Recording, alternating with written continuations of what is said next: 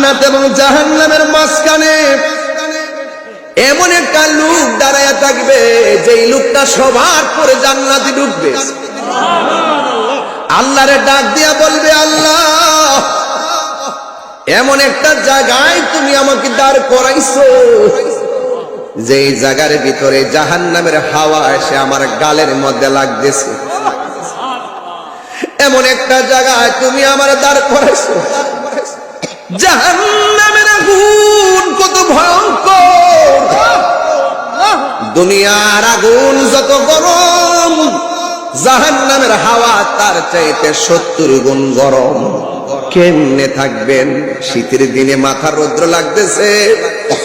অনেকে বলতেছেন ও বন্ধু, অনেকে বলতেছেন রৌদ্র বড় তাপ লাগতেছে, সহ্য হয় না। এর চাইতে কঠিন গুণ গরম অপেক্ষা করতেছে হাসরের ময়দানে। কথা কোন ঠিক কিনা? ওই বান্দা ডাক দিয়া বলবে, আল্লাহ আমার সহ্য হয় না, আমি এখানে দাঁড়াইছি, পিছন দিক দিয়ে আগুন, ডানে আগুন বামে আগুনের তাপ আমার গায়ে লাগতেছে। যদিও শরীরে জাহান্নামের আগুনের তাপ লাগতেছে, আমার চোখটা জান্নাতের দরজা বরাবর পড়ে আছে। আল্লাহ আপনার কি মনে চাই না এই জাহান্নামের তাপটা আমার থেকে উঠায়া নেওয়ার জন্য? আল্লাহ ডাক দিয়া বলে, হ্যাঁ বান্দা, ঠিক আছে, তুমি যেহেতু আমার কাছে চাইছো জাহান্নামের আগুনের তাপটা কমায়া দিতে, আমি জাহান্নামের তাপটা উঠাইয়া নিলাম, আর কিছু চাইবানি? কয় না। যেই মাত্র জাহান্নামের আগুনের তাপটা উঠাইয়া নিছে, ওই বান্দা ডাক দিয়া বলে, আল্লাহ আমার চোখের সামনে জান্নাতের দরজা দেখা যায়, আমার মন চাইতেছে একটু দরজার সামনে যায়া দাঁড়াইতাম। আল্লাহু আকবার বলেন না কেন? হ্যাঁ, খুব মনোযোগ। আল্লাহ কয়, এই অকৃতজ্ঞ, তুমি না আমার একটু আগে বলছো আর কিছু চাইতে না, আবার দিকো জান্নাতের গেট, কারণটা কি? বান্দা বলবে, আল্লাহ মন চাইতেছে। আল্লাহ ডাক দিয়ে কয়, আর কিছু চাইবানি? সুবহানাল্লাহ কইতেন না? লা তাকনাতু মির রাহমাতিল্লাহ,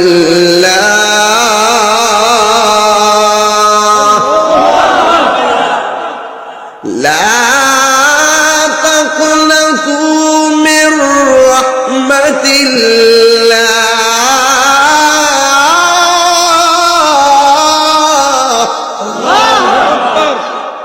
আল্লাহর রহমত থেকে নিরাশ হওয়া যাবে?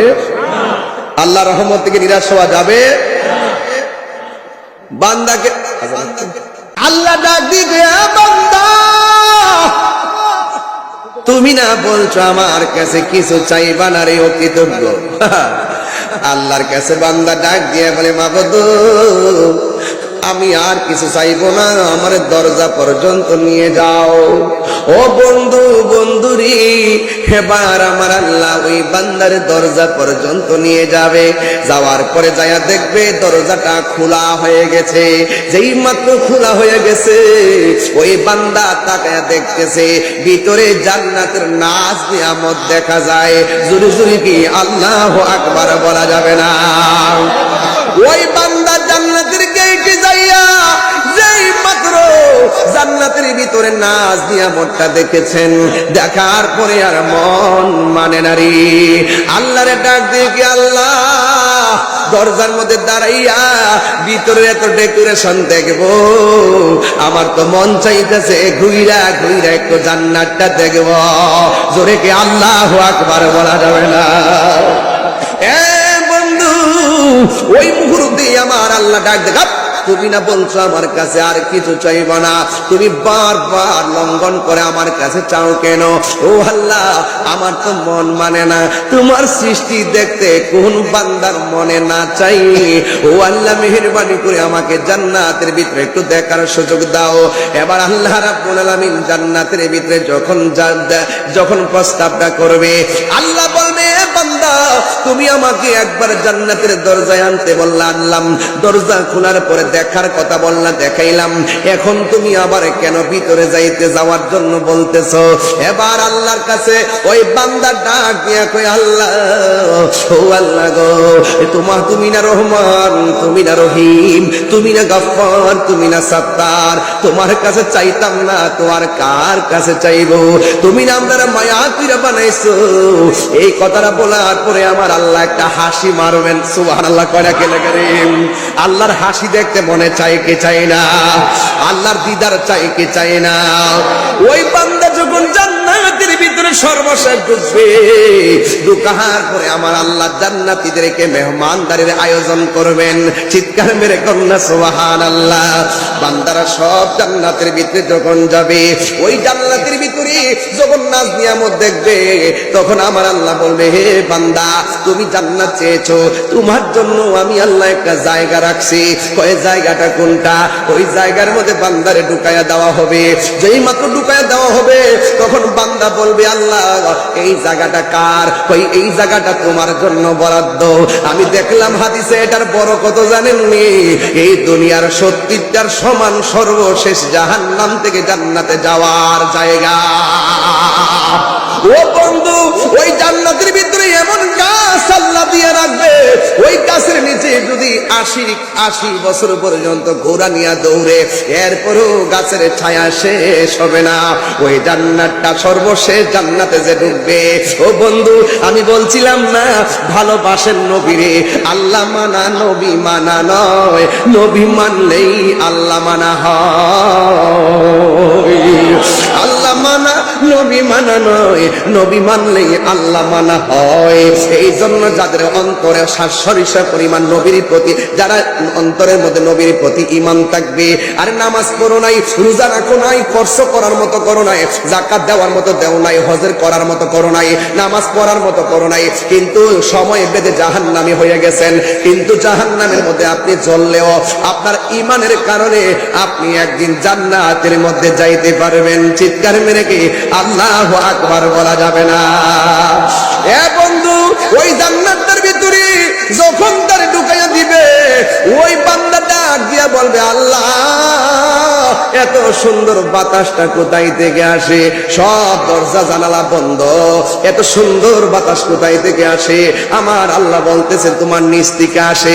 আরে বাবা, কোরআন শরীফের মধ্যে তো এই আয়াতটাই আমরা পড়েছিলাম, ওয়াবাশশিরিল্লাযিনা আমানু ওয়া আমিলুস সালিহাতি আন্না লাহুম জান্নাতিন তাজরি মিন তাহতিহাল আনহার। ওই জান্নাতের নিচে নহরগুলা প্রবাহিত। আমার নবী আপনার নবী বলেন, ওই নহরটা একটা ট্যাপ দিয়া নহরে পানি ঢুকতেছে, কিন্তু এই ট্যাপটার একটা টাঙ্কি আছে। সুবহানাল্লাহ লাগা, ওই টাঙ্কিটার নাম হলো হাউজে কাউসার। ওই জায়গা থেকে পানি জান্নাতের নিচে ঢুকতেছে। যে এই বাতাস লাগে, গায়ের মধ্যে শান্তি লাগে, যে এই পানি পান করলে তৃষ্ণা জীবনে আর লাগবে না। ও বন্ধু, আল্লাহ বলছেন, ইন্না আতাইনাকাল কাউসার। আর কেমনে নবীর বিরুদ্ধে যা আমার বুঝে আসে না রে দুলালপুরের বাবা, ও আমার হোমনার বাবা, কেমনে নবীর বিরুদ্ধে কথা কয়। আজকে সূর্যের তাপ লাগতেছে, কত কষ্ট লাগতেছে, অথচ এর থেকে কোটি কোটি গুণ তাপ লইয়া সূর্যটা মাথার 8 বিঘা উপরে দাঁড়াইয়া যাইব। ওই মুহূর্তে মানুষ পানি পানি পানি বলে কাঁদবো। আল্লাহ ছায়া বিনে সেই দিন কোনো ছায়া থাকবে না, মানুষ শুধুমাত্র পানির জন্য কাঁদবে। এ বন্ধু, আমার আল্লাহ বলে, বন্ধু আমি আল্লাহ আপনাকে যেই পানিটা দান করছি, যেই নদীটা দান করছি, ওই নদীর নাম হলো হাউজে কাউসার। সাকাহুম রাব্বুহুম শারাবান তাহুরা। সুন্দর এক ফোঁটা পানি পান করে দিলে জিন্দিগি তোমার পানি তৃষ্ণা লাগবে না। যুবকের দল, ও আমার মুরব্বী বাবারা, আমার নবী আপনার নবী রাহমাতুল লিল আলামিনকে আমার আল্লাহ হাউজে কাউসারটা দান করছে। ও বন্ধু বন্ধু, ও বন্ধু রে, আমার নবী আপনার নবী রাহমাতুল লিল আলামিনকে আমার আল্লাহ বলেন, হে বন্ধু আমি আপনাকে হাউসটা দান করছি। আমার নবীরকে প্রশ্ন করা হয়, ও নবী ওই হাউজে কাউসার কাউসারটার পানি দেখতে কেমন? আমার নবী বলে হাউজে কাউসারের পানিটা দেখতে দুধের চাইতে আরো সাদা। আরো বড় করে বলে না সুবহানাল্লাহ, আরো বড় করে বলে না আল্লাহু আকবার। ওই নদীর মধ্যে কোনো ঢেউ আসেনি, আমার নবী কো ঢেউ আছে। কই ঢেউটা কি দিয়া বানাইছে? দুনিয়ার মেঘনা নদীতে ঢেউ লাগলে ফেনা হয়ে আবার গলে যায়। আমার নবী আপনার নবী বলেন ওই হাউজে কাউসার যে পানিটা, পানির মধ্যে যে ঢেউ উঠে, এই ঢেউটা আমার আল্লাহ মনি মুক্তা দিয়া বানাইছে। ও নবী গো, এই পানিটা খাইতে কেমন? আমার নবী আপনার নবী বলেন এই পানিটা খাইতে মধুর চাইতে আরো মিষ্টি। জিজ্ঞাসা করে নবী গো, এই রংটা দেখতে কেমন? ওই বরফের চাইতে আরো স্বচ্ছ। ইয়া রাসূলুল্লাহ, নবী গো, এই নদীটা আল্লাহ বানাইছে কি? এই নদীর দুনিয়ার নদীর মধ্যে পার আছে, ওই নদীটার মধ্যে কোনো পার আসেনি। আল্লাহর হাবিব ডাক দিয়ে কি, উম্মত, আমার আল্লাহ যে হাউজে কাউসারটা আমারে দান করছে, আরে বাবা আমি যে গজল গাইতাম আল্লাহর দন রাসূলকে দিয়া, এই কথা বলার পরে আমারে কত মুর্শিদ টুর্শিদ বানাইছে, বানাইয়া গাতার ভিতরে ফলাইয়া গেছে। কথা কোন ঠিক না বেডি? ও বন্ধুরে, আল্লাহর দন রাসূলকে দিয়া বলতে টাকা পয়সা বুঝাইছেন রে বাবা। নবী বলছে ইন্নামা আনা ফাসিল ওয়াল্লাহু ইউতি, আল্লাহ আমার দে, আমি নবী বন্টন করি। জায়গা জমি বন্টন না, এই জায়গার মধ্যে বন্টন মানে হলো এলেম। এই নবীর পক্ষ থেকে যারা এলেম পাইছে তারাই গাউসুল আজম হয়ে গেছে। কথা বলেন ঠিক কিনা? ওয়াজের অর্থ বোঝা লাগবে, শানের অর্থ বোঝা লাগবে, ফতোয়াবাজি বন্ধ করেন। এবার ইন দি মিন টাইমে আমার নবীর প্রশ্ন করা হয়, ইয়া রাসূলুল্লাহ, ইয়া হাবিবাল্লাহ, নবী গো, এই নদীটা আমার আল্লাহ যে দুইটা পার বানাইছে, এই পার গুলো আমার আল্লাহ কি দিয়া বানাইছে? আমার নবীর নূরানি জবান মুবারকে বলেন এই নদীর পাহাড় গুলো বানাইছে ওই দুনিয়ার মাটি দিয়া পার বানাই। আল্লাহ হাউজে কাউসারে নদীর পার বানাইছে স্বর্ণ দিয়া। ইয়া রাসূলুল্লাহ, নবী, ওই নদীর নিচে মাটি আসেনি? আপনারা জবান খুলে বলুন, আমার নবী দেখার ক্ষমতা আছে না নাই? নবী বলেন সারা পৃথিবীটারে আমার কাছে এমন ছোট্ট বানাইয়া দিছে, আমি নবী উপরে যেমন দেখি, নিচে দেখি, সামনে যেমন দেখি, পিছনেও তেমন দেখি। তোমাদের কাছে অনেক দূর দূর মনে হয়, আর আমি নবীর কাছে হাতের তালুতে সৃষ্টি জগৎ মনে হয়। আল্লাহ হলো রাব্বুল আলামিন, আমার নবী হলো রাহমাতাল লিল আলামিন। আল্লাহ দিয়েছে নবীকে সম্মান। কে দিয়েছে? এই নবীর শান শুনলে কি শরীর চুলকায় না শান্তি লাগে? আল্লাহ দিয়েছে নবীকে সম্মান, তোমার হিংসায় হবে কি?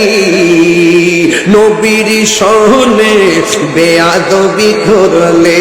আমি আধা ঘন্টায়